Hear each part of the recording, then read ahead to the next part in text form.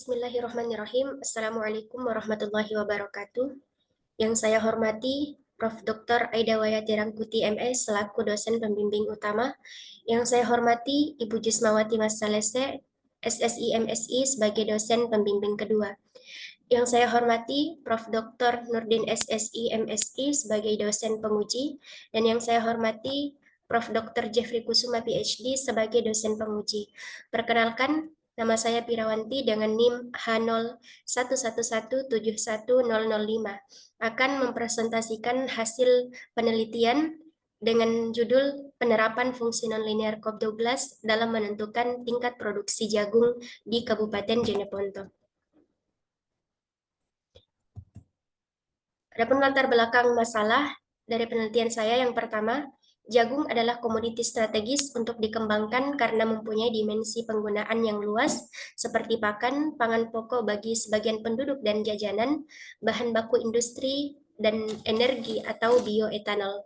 Yang kedua, fungsi produksi COP12 adalah suatu fungsi atau persamaan yang melibatkan dua atau lebih variabel bebas dan variabel terikat. Tiga, produksi jagung yang mengalami fluktuasi disebabkan oleh faktor-faktor produksi. Adapun rumusan masalah yang pertama, faktor apa saja yang paling mempengaruhi tingkat produksi jagung di Kabupaten Jeneponto pada tahun 2018 sampai 2022? Kedua, bagaimana menentukan tingkat pendapatan produksi jagung di Kabupaten Jeneponto melalui penerapan fungsi nonlinear COP12? Adapun batasan masalah dalam penelitian ini adalah variabel input yang digunakan dalam penelitian, yaitu benih, pupuk, luas lahan, tenaga kerja, dan pestisida yang dibutuhkan selama proses produksi. Kemudian tujuan penelitian yang pertama, menentukan faktor apa saja yang paling mempengaruhi tingkat produksi jagung di Kabupaten Jeneponto tahun 2018 sampai 2022. Yang kedua, untuk mengetahui tingkat pendapatan produksi jagung dengan fungsi COP12 di Kabupaten Jeneponto. Manfaat penelitian yang pertama, sebagai sarana untuk menambah pengetahuan dan wawasan dalam teori-teori yang sudah diperoleh dalam perkuliahan. Yang kedua, dapat mengaplikasikan teori tentang fungsi produksi COP12. Yang ketiga, dapat mengetahui tingkat produksi jagung dalam rentang waktu tahun 2018 sampai 2022. Keempat, dapat dijadikan acuan untuk meningkatkan pertumbuhan jagung. Kelima, menambah pemahaman tentang penerapan fungsi produksi COP12 dalam menentukan tingkat produksi. Keenam, sebagai bahan referensi dalam penelitian. Hasil dan pembahasan. Tabel data produksi jagung tahun 2018 sampai 2022. Tahun 2018, tenaga kerja yang digunakan sebesar 205, kemudian bibit sebesar 771, luas lahan sebesar 383.300, pupuk sebesar 508, pestisida sebesar 393, dan hasil produksi jagung sebesar 134.318.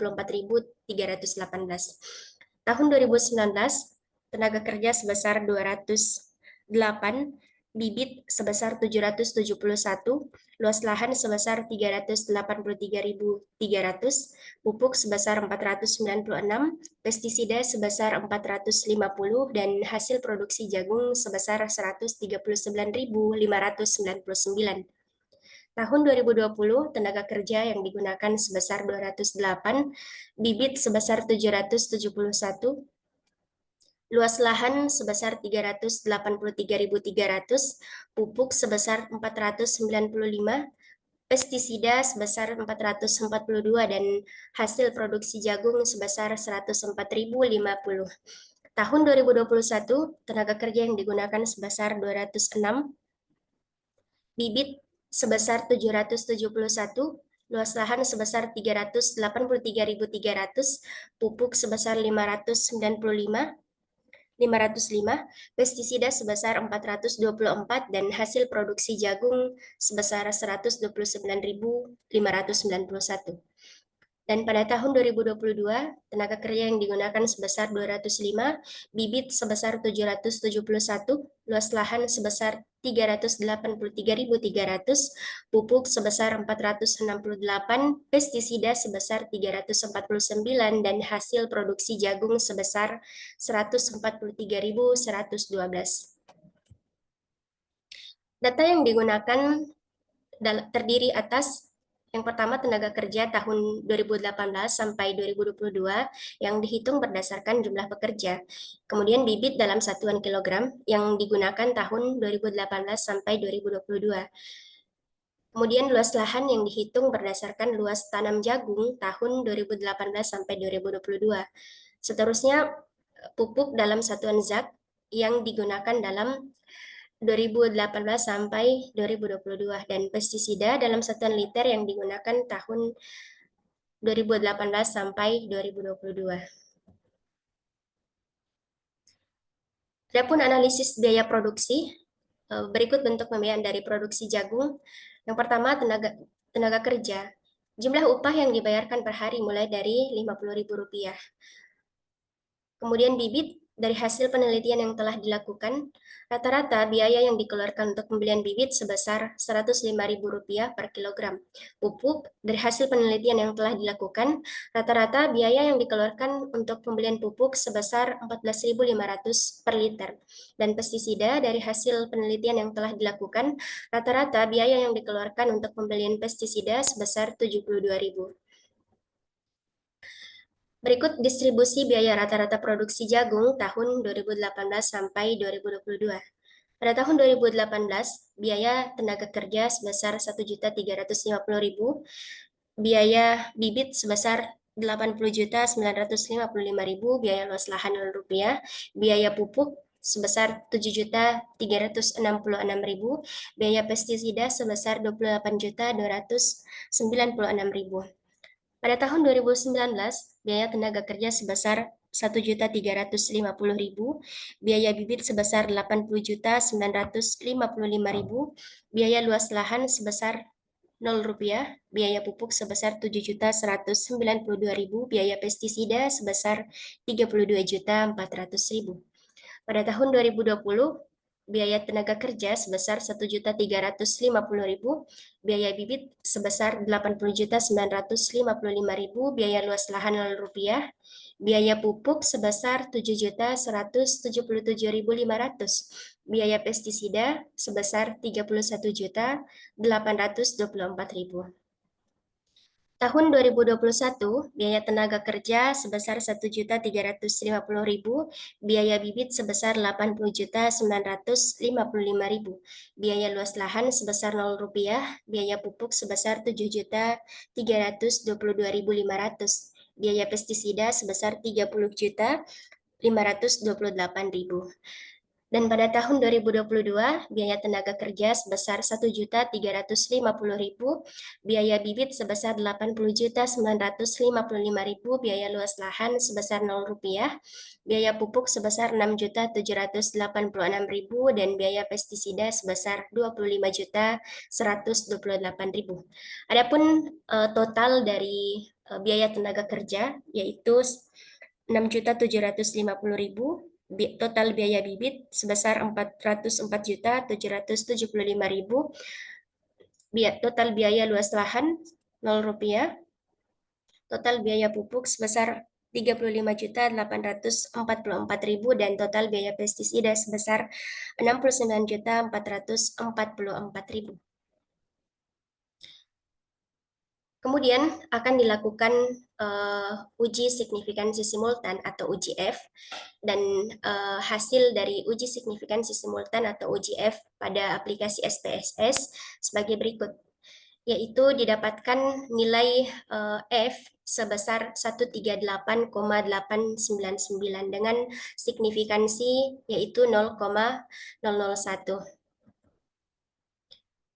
Untuk uji F ini ada beberapa langkah-langkah yang akan dilakukan, yaitu yang pertama, menentukan hipotesis.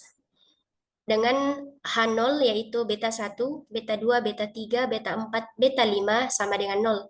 Maka tenaga kerja, bibit, luas lahan, pupuk, dan pestisida tidak berpengaruh terhadap jagung yang dihasilkan.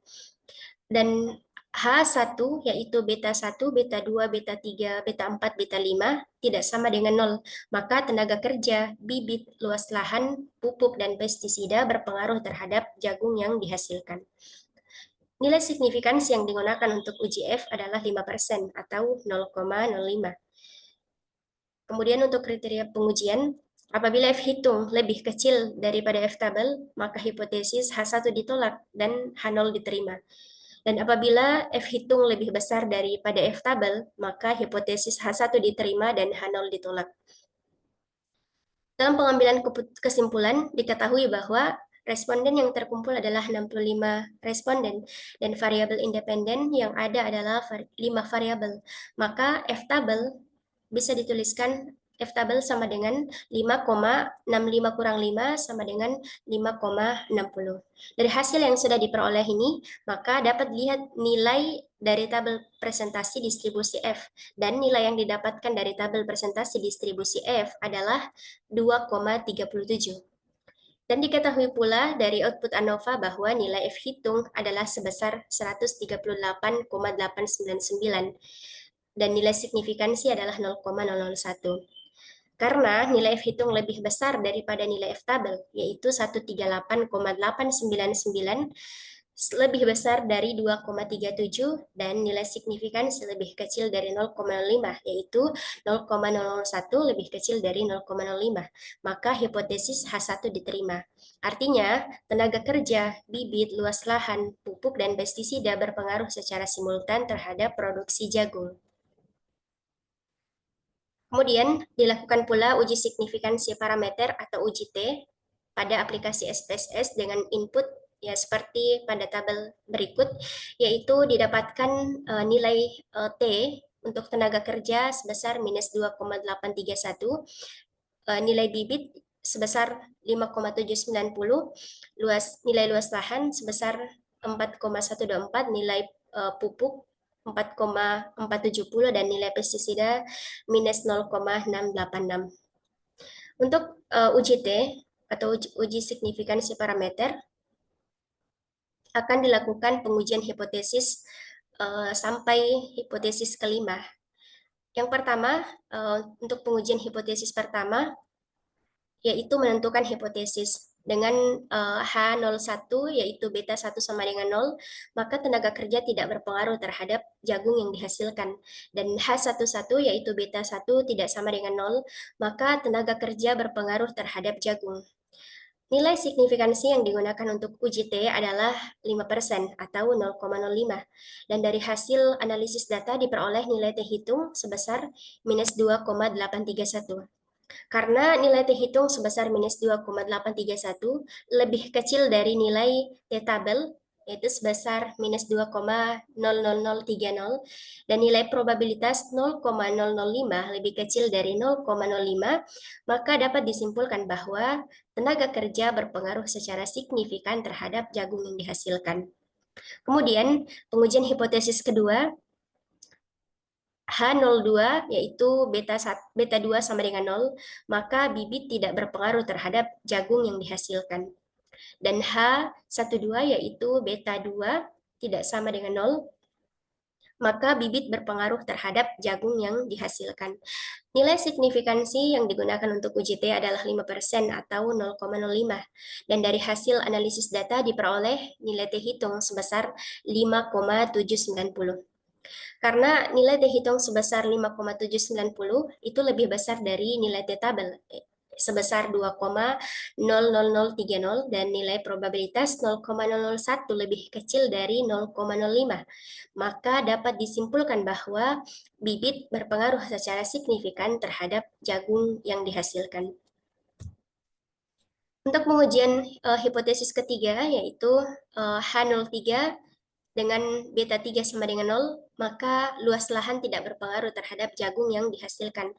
Kemudian H13 yaitu beta 3 tidak sama dengan 0, maka luas lahan berpengaruh terhadap jagung yang dihasilkan. Nilai signifikansi yang digunakan untuk uji T adalah 5% atau 0,05, dan dari hasil analisis diperoleh nilai T hitung sebesar 4,124. Karena nilai T hitung sebesar 4,124 itu lebih besar daripada nilai T tabel sebesar 2,00030 dan nilai probabilitas 0,001 lebih kecil dari 0,05, maka dapat disimpulkan bahwa luas lahan berpengaruh secara signifikan terhadap jagung yang dihasilkan. Selanjutnya pengujian hipotesis keempat dengan hipotesis H04 yaitu beta 4 sama dengan 0, maka pupuk tidak berpengaruh terhadap jagung yang dihasilkan. Kemudian H14 yaitu beta 4 tidak sama dengan 0, maka pupuk berpengaruh terhadap jagung yang dihasilkan. Nilai signifikansi yang digunakan untuk uji T adalah 5% atau 0,05. Dan dari hasil analisis diperoleh nilai T hitung sebesar 4,470.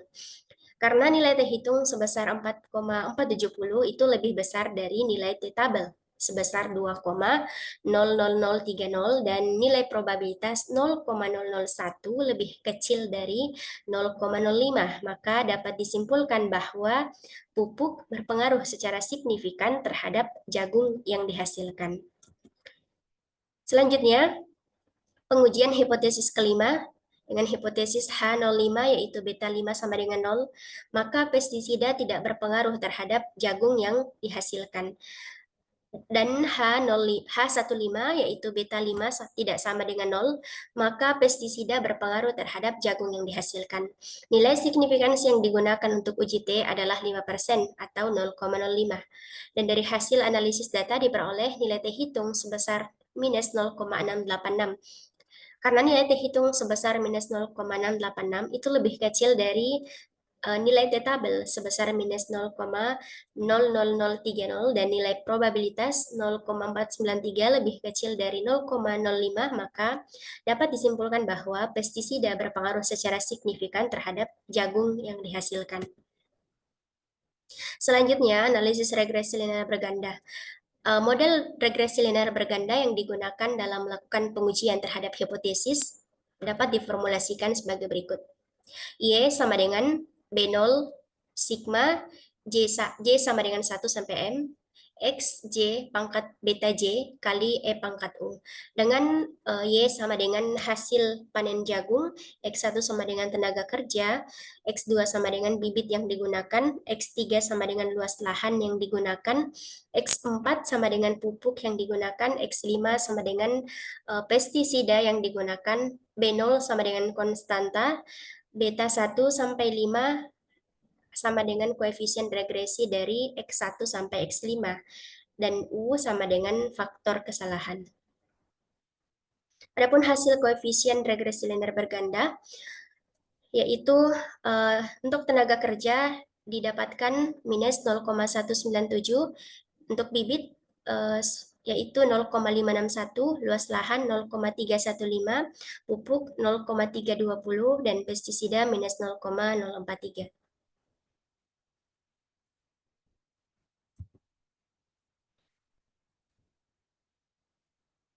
Kemudian analisis regresi linear berganda yang diolah dengan bantuan SPSS menghasilkan persamaan regresi sebagai berikut. Len Y sama dengan len 3,007 kurang 1,97 len X1 tambah 0,561 len X2 tambah 0,315 len X3 tambah 0,320 len X4 kurang 0,043 len X5. Fungsi Cobb-Douglas diubah ke dalam bentuk aslinya menggunakan persamaan berikut dari model regresi fungsi produksi Cobb-Douglas, yaitu Y sama dengan 3,007 kurang X1 pangkat minus 0,197 kali X2 pangkat 0,561 kali X3 pangkat 0,315 kali X4 pangkat 0,320 kali X5 pangkat minus 0,043. Dan dari hasil ini bisa dilihat bahwa untuk elastisitas tenaga kerja sebesar minus 0,197 artinya tenaga kerja bersifat inelastis. Dan jika tenaga kerja mengalami penurunan sebesar 1%, maka produksi jagung juga akan mengalami penurunan sebesar 0,197 ton. Kemudian elastisitas bibit sebesar 0,561, yang artinya bibit bersifat inelastis. Jika bibit naik sebesar 1%, maka produksi jagung juga akan naik sebesar 0,561 ton. Kemudian elastisitas luas lahan sebesar 0,315, yang artinya luas lahan bersifat inelastis. Jika luas lahan naik sebesar 1%, maka produksi jagung juga akan mengalami peningkatan sebesar 0,315 ton. Kemudian elastisitas pupuk sebesar 0,320, yang artinya pupuk bersifat inelastis. Jika pupuk naik sebesar 1%, maka produksi jagung akan mengalami peningkatan sebesar 0,320 ton. Dan elastisitas pestisida sebesar minus 0,043, yang artinya pestisida bersifat inelastis. Jika pestisida turun sebesar 1%, maka produksi jagung akan mengalami penurunan sebesar 0,043 ton. Kemudian return to scale atau skala hasil dapat dihitung dengan menjumlahkan koefisien pangkat dari setiap variabel independen, yaitu 0,561 tambah 0,315 tambah 0,320 sama dengan 1,196. Dan hasil tersebut menunjukkan bahwa produksi berada pada konstan return to scale. Ini berarti bahwa penambahan input produksi, yaitu tenaga kerja, bibit, luas lahan, pupuk, dan pestisida, akan menghasilkan output produksi berupa jagung yang proporsinya sama besar. Jika terjadi peningkatan terhadap X1, yaitu tenaga kerja, X2 yaitu bibit, X3 yaitu luas lahan, X4 yaitu pupuk, dan X5 yaitu pestisida secara proporsional sebesar 1%, maka dapat menyebabkan peningkatan terhadap Y berupa jagung sebesar 1,196%. Kesimpulan dan saran. Adapun kesimpulan dari penelitian ini yaitu variabel X1 yaitu tenaga kerja, X2 yaitu bibit, X3 yaitu luas lahan, X4 yaitu pupuk, dan X5 yaitu pestisida berpengaruh secara signifikan terhadap variabel Y yaitu jagung di Desa Kaluku, Kecamatan Batang, Kabupaten Jeneponto tahun 2018 sampai 2022. Yang kedua, hasil produksi jagung terbesar berada pada tahun 2022 yaitu sebesar 143.122 ton, sehingga pendapatan total petani jagung meningkat sebesar 429.366.000. Produksi jagung di Desa Kaluku, Kecamatan Batang, Kabupaten Jeneponto tahun 2018 sampai 2022 mengalami constant return to scale. Ini berarti bahwa penambahan input produksi, yaitu tenaga kerja, bibit, luas lahan, pupuk, dan pestisida akan mengalami tambahan output produksi, yaitu jagung yang proporsinya sama besar. Jika terjadi peningkatan terhadap X1 yaitu tenaga kerja, X2 yaitu bibit, X3 yaitu luas lahan, X4 yaitu pupuk, dan X5 yaitu pestisida secara proporsional sebesar 1%, maka dapat menyebabkan peningkatan terhadap Y berupa jagung sebesar 1,196%. Adapun saran, yang pertama, petani perlu melakukan peningkatan terhadap perawatan dalam menunjang pertumbuhan dan produktivitas tanaman jagung di Desa Kaluku, Kecamatan Batang, Kabupaten Jeneponto agar dapat meningkatkan kesejahteraan bagi petani jagung. Yang kedua, petani perlu mengatur proporsi penggunaan input produksi agar semuanya dapat memberikan hasil yang positif terhadap output produksi. Sekian dari presentasi saya hari ini. Mohon maaf, kurang dan lebihnya mohon dimaafkan. Wabillahi taufiq wal hidayah. Assalamualaikum warahmatullahi wabarakatuh.